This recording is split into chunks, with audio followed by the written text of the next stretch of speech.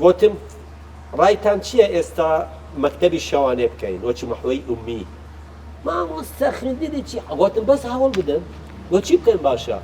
13 شوان دەهات 13 فانوس دەهات لە ژوورەکە منش لە دەرەسپیندەرە مەتەنە نون دەێن قاپێکم هەیە لەو قاپە یەک نقطە هەیە ئەو پێ ئەڵێ نون ئەوام دەکرد بەهەر درێژەی نادەمێ هەوڵندا فێریان بکەم لەو 13 کەسە ئیکە شوانن چواریان ئێستاش بەبێنم دێ یعنی یەکێک ناوی فەیسەڵ بوو من تاقیم کرد ڕاستە ها بمناسبە کە قەلەم هێنابوو مەقوت خۆی لە گونیە چونکە نردیان بۆ من قەلەمی ڕەساس یەکەم جار کە گوتیان مامۆستا ئەوەندە قەلەمیان نەدیت بوو سیارە نەگەشتوێ بۆ قەلەم ڕەساس دەیانگۆ مامۆستا ئەوەندا لە چی باچە بۆ قەفەس گوتم بۆ قەلەمە بەو شێوە بەس گوتم ئەوە معنای نییە ئەوانە تێناگەن معنای نییە ئەوە تێناگەن معنای ئەوەیە چونکە نەگەیشتی عەلم بۆیان بێدەلیل فەیسەڵ ناوی فەیسەڵ بوو بێرم دێ ئەو پەڕی 12 ساڵ بوو زۆر زیرەک بوو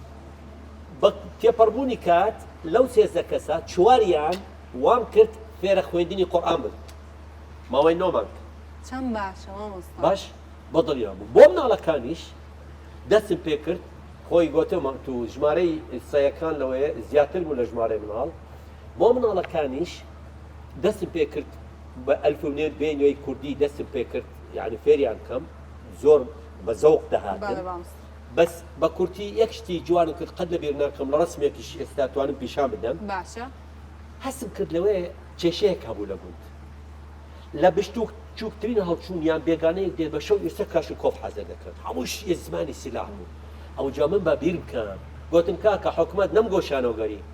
گوتم چونکە دەرچی شانۆ و سینەما بە لە بەغدا هاتم لەوێ گوتم دەرسێکمام دەبی خەڵکی گوند بێنە لەکن ئەو بنگردە دابنیشن بۆ مناڵەکانتان دەرسێکم هەیە گوتیان باشە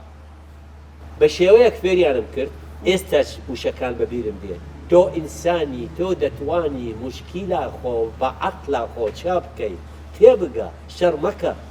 تەتەک تەتەک تێبگە شەڕ مەکە تۆ ئینسانی تەک تەک تەک تەک تۆ دەتوانی مشکیلا خۆ بە عەقلا خۆ چا بکەیت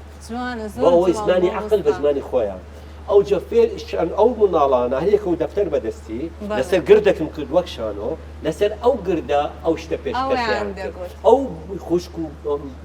باوکو دایکیان و شوان و خەڵکی گوند پێیان سێری بە مناڵەکانیان چەند قسەی خۆش دەکەن ئەو کاتە ئەوە زۆر ڕەسمم هەیە یعنی بەڵگەم هەیە لەسەر ئەو شتانە و ئەتوانن ئەو شتە لە گوندا قەت لە بیر ناکەم چونکە هەستم کرد دوایی